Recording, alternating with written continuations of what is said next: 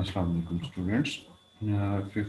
15 lecture की continuation है। 15 lecture की सेकंड पार्ट में हम डिस्कस कर रहे थे क्वेश्चंस को अरिथमेटिक सीरीज से रिलेटेड। तो एक्सरसाइज 6.4 को हम सॉल्व कर रहे थे। तो इसका क्वेश्चन नंबर 5 देखें। क्वेश्चन नंबर 5 में एक्चुअली अगर आप बुक पे देखें तो क्वेश्चन है कि अगर एक सीक्वेंस सीरीज जिसकी आर्थ टर्म जैसे nth टर्म होती है वो हमारे पास 3r+1 हो, तो आप इसकी 20 टर्म्स का सम निकालें। तो पहले तो हमने जनरल टर्म से इसकी कुछ टर्म्स वैल्यूएट करते हैं ताकि इसकी फर्स्ट टर्म मिल जाए और डी मिल जाए। अगर फर्स्ट टर्म डी मिल जाए, 20 टर्म्स का सम निकालना है तो n 20 है। हम इस फॉर्मूले में रख के इसको सॉल्व कर सकते हैं। n हमारे पास है, मैंने क्वेश्चन में दिया हुआ है कि 20 टर्म्स का सम निकालें। फर्स्ट टर्म हमें चाहिए और डी चाहिए। तो जनरल टर्म से हम कोई भी उसकी नंबर वाली टर्म निकाल सकते हैं।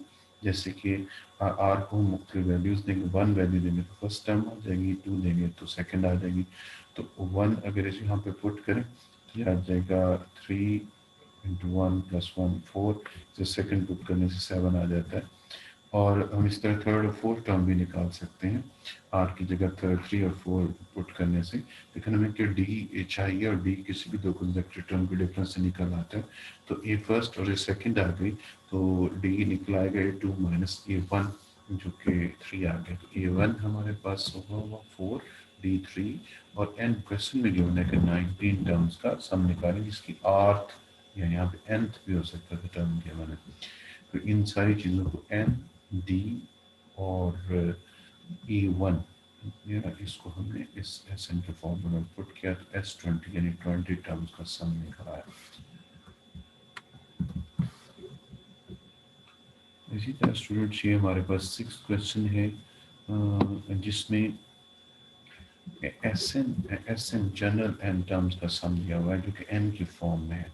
तो हम इसमें से मुख्तलिफ S1, S2, S3, S4 निकाल सकते हैं। और हमें पता होता है कि जो जैसे S N partial N terms का सम है तो ये S1 A1 के इक्वल होता है और S2 का मतलब होता है 2 टर्म्स का सम।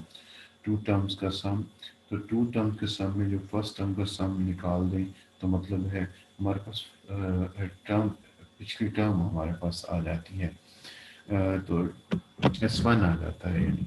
तो ये देखिए A1 S1 = 1, A2 = S2 - S1 और S2 में से हमने S1 अगर निकाल दिया तो हमारे पास आ जाएगा 5, सेकेंड टर्म हमारे पास आ जाएगी। इसी तरह से S3 में से S2 निकाल लें तो हमारे पास ऐसे है जैसे हमने टर्म्स लिखी हुई हूँ 2 4 6। तो 2 4 6 में से 2 4 का सम निकाल देंगे तो थर्ड टर्म आ जाएगी। इस तरह 2 4 6 8 लिखा, 2 4 6 8 के सम में से 2 4 6 का सम निकाल देंगे तो फोर्थ टर्म आ जाएगी। तो इस तरह से ये टर्म्स हमारे पास फर्स्ट टर्म आ गई, सेकंड टर्म, फोर्थ टर्म है। इस तरह से हमने इसकी सीरीज को फाइंड आउट किया। इसमें से एन जनरल एन टर्म्स का सम का जनरल फॉर्मूला दिया हुआ था और हमने सीरीज निकालनी थी कि किस सीरीज के की nth टर्म्स का सम ये होता है। तो सेवंथ क्वेश्चन इसका देखें A1 डैश AP में दिया हुआ है। तो ये सेवंथ क्वेश्चन आपने नहीं करना, ये थोड़ा आप लोगों के लिए थोड़ा टफ है। एट्थ क्वेश्चन भी आप सॉल्व नहीं करेंगे।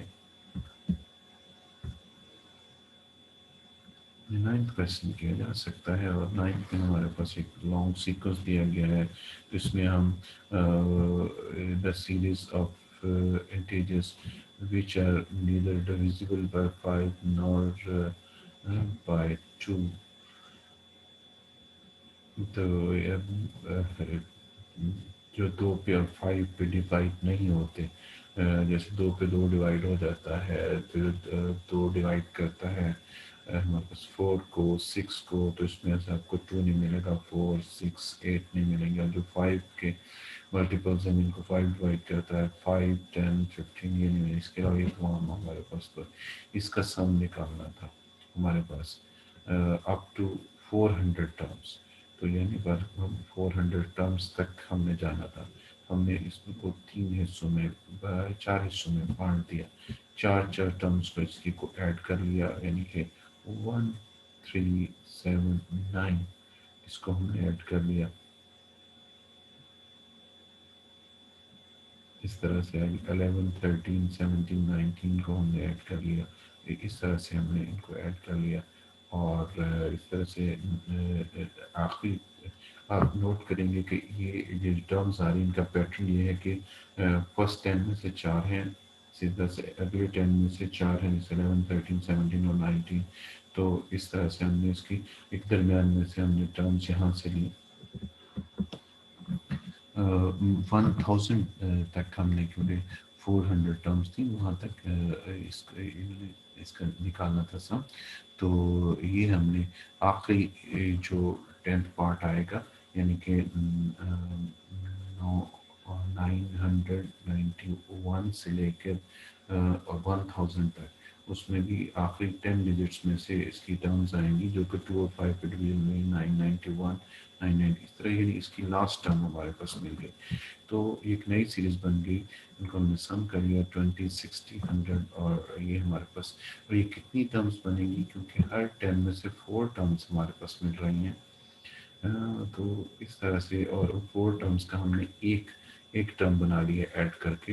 इसका मतलब है 100 में कितनी हुई, 100 में फर्स्ट 10 में 4 थी और उसकी 1 बनी, तो 100 में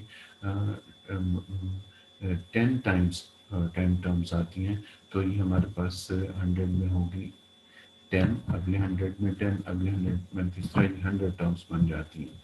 तो A1 इसमें 20 है, डी हमारे पास 40 है और एन हमारे पास 100 है।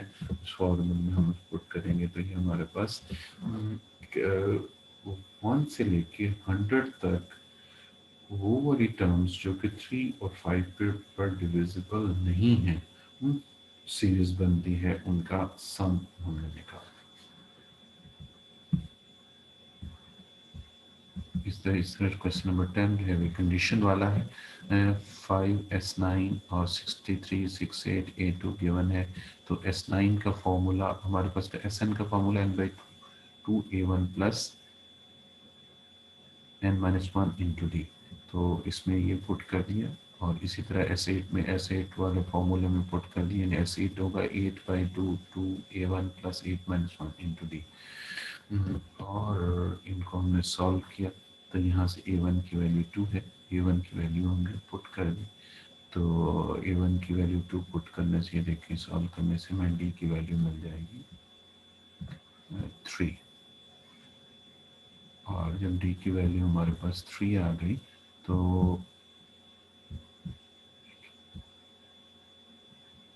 इससे हम S9 निकाल सकते हैं।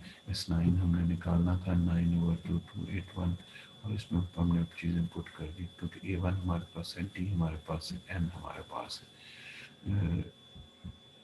तो इस तरह से हम S9 हमने निकालना था, जबकि ये कंडीशंस हमारे पास गिवन थी।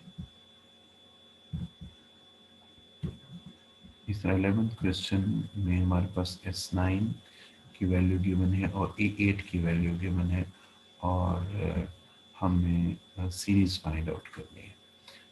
तो S9 का फॉर्मूला हमने लिखा 9/2 2a1। ये फॉर्मूला कैसे लिखते हैं, Sn का फॉर्मूला होता है n/2 2a1 plus n-1 into D. तो इस फॉर्मूले में n की जगह हम 9 डाल दें तो Sn का फॉर्मूला बन जाता है।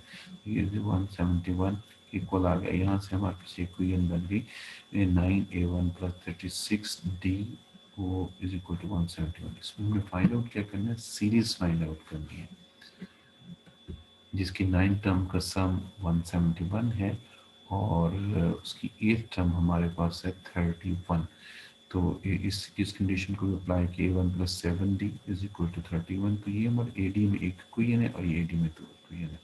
तो जब दो वेरिएबल में 2 इक्वेशन होती है तो उसको सॉल्व कैसे किया, किसी एक वेरिएबल के कोएफिशिएंट्स को सेम कर लिया जाता है।